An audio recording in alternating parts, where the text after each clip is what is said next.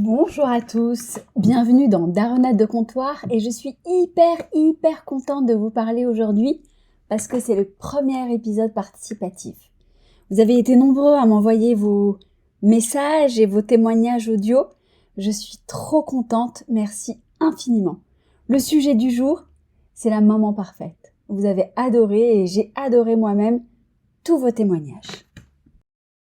Place à l'épisode. Bonne écoute.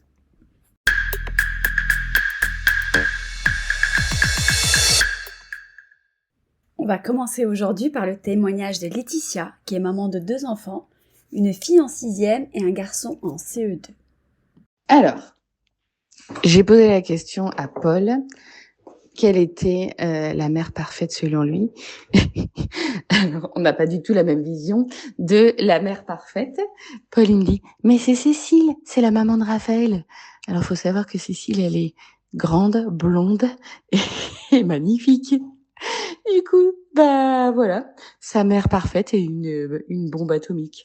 Donc, moi, ma mère parfaite, enfin la mère parfaite m'énerve, surtout celles qui passent des super moments avec leurs enfants, toujours intéressants. Donc, les mamans qui vont faire des expos, des trucs, plein d'activités enrichissantes pour leurs enfants et elles vont passer des moments de qualité. Et ça, pour moi, ça m'énerve vraiment. Après, je me dis, c'est c'est vrai, c'est des moments de qualité, mais je sais pas si c'est dans ces moments-là que ton enfant va te confier quelque chose sur sa journée ou euh, va vraiment se livrer.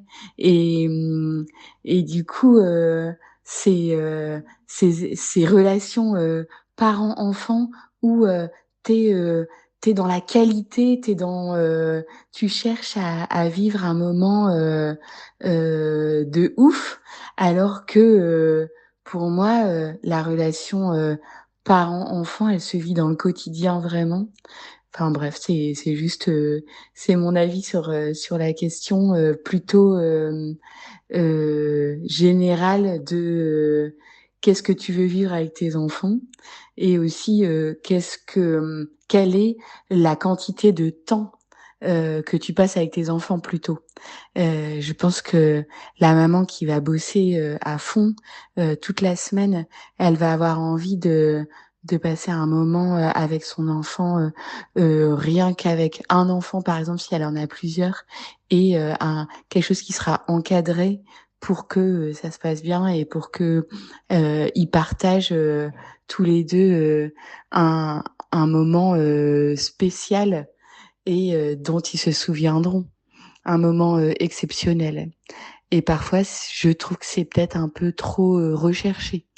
Mais j'avais juste entendu des mamans qui disaient ouais, on fait ça le week-end avec des choses ultra intéressantes et ultra travaillées.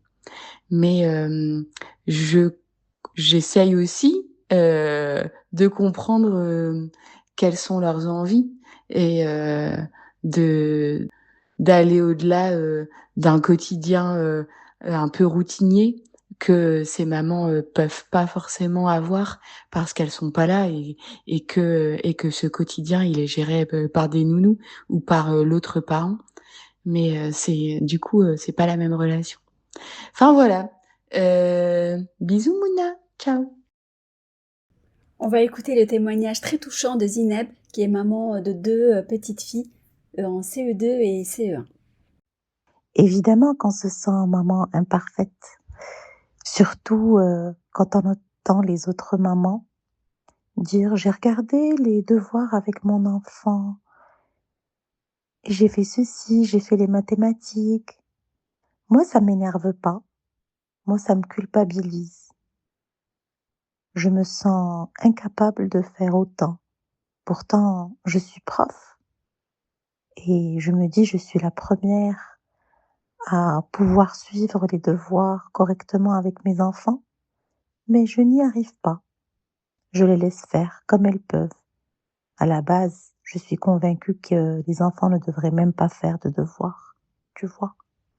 Mais bon, je ne veux pas sortir du système non plus. Marc a 41 ans et il a 2 enfants. Bonjour, moi je voulais juste vous dire un truc qui m'énerve. Pas un coup de gueule, un truc qui m'énerve vraiment. J'espère qu'il y a plein d'autres pères qui m'entendent, mais pas que des pères, parce qu'on est quand même assez nombreux à le dire. Ma femme est une mère extraordinaire. Pas parfaite, extraordinaire. C'est pas pareil.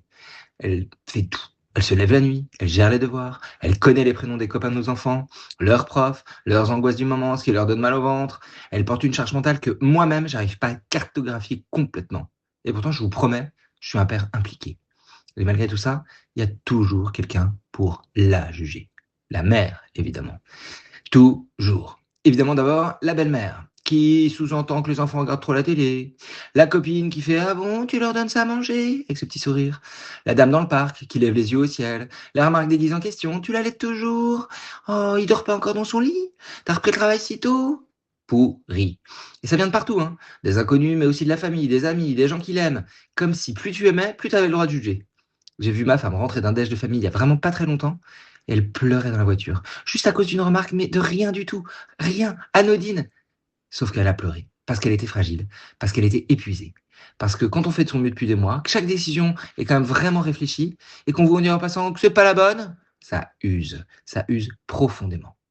Moi, ce que je comprends pas, c'est l'impunité. On juge les mères comme on juge rien d'autre, avec une liberté, une conviction d'avoir raison, mais genre de dingue, comme si la maternité était un domaine public. Et moi, le père, ah ben moi, on me félicite, hein. Et pourtant, on me félicite surtout quand je fais des trucs basiques. Oh, il fait les devoirs avec eux, c'est bien. Ben ouais, c'est normal, c'est mon rôle.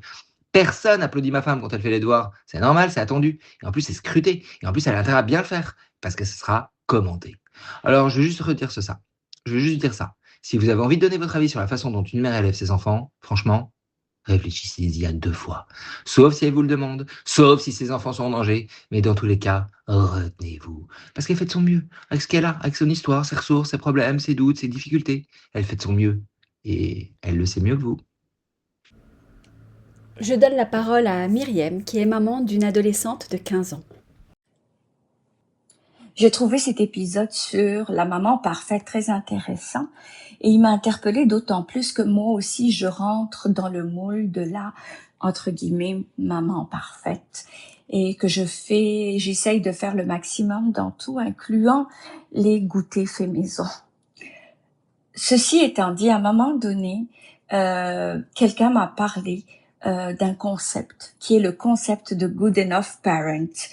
Et grosso modo, ce que ça dit, c'est que il y a les parents qui sont complètement négligents, et puis à l'autre opposé, il y a les parents qui font tout pour leurs enfants, les parents hélicoptères. Et que pour l'enfant, le meilleur moyen de le rendre autant résilient et autonome que aimé et rassuré, c'est d'être un good enough parent, un parent suffisamment bon. Alors, c'est ça. Je voulais partager ça avec vous. Et j'avoue que depuis que j'ai entendu cette citation et que j'ai bien réfléchi, ça m'a enlevé de la pression et m'a permis d'être une maman beaucoup plus relaxe. Et enfin, on écoute le témoignage de Léa, 44 ans et 4 enfants. Ouais, je vais vous raconter quelque chose. Quand j'ai eu mon premier, j'ai lu absolument tous les livres, toutes les méthodes, Montessori, l'attachement, le sommeil, l'alimentation. J'avais des tableaux Excel pour suivre ses repas, des tableaux Excel pour un bébé de 4 mois, tu te rends compte? Je pesais ses purées, je chronométrais ses siestes. Mon mari me regardait avec des yeux ronds et moi je lui expliquais que c'était important parce que les premières années ça structure tout, que la science montrait que blablabla, bref. J'étais convaincue que si je faisais tout, mon enfant allait bien se passer. Avec le deuxième, j'ai un petit peu lâché parce que j'avais un premier de 2 ans qui courait partout, donc forcément je pouvais plus tout contrôler. Avec le troisième, j'avais abandonné les tableaux Excel. Et le quatrième, je retrouvais même plus le carnet de santé la moitié du temps. Et vous savez quoi? Le quatrième, il est épanoui, curieux, joyeux, autonome. Il a grandi avec une mère détendue, imparfaite, qui rigole de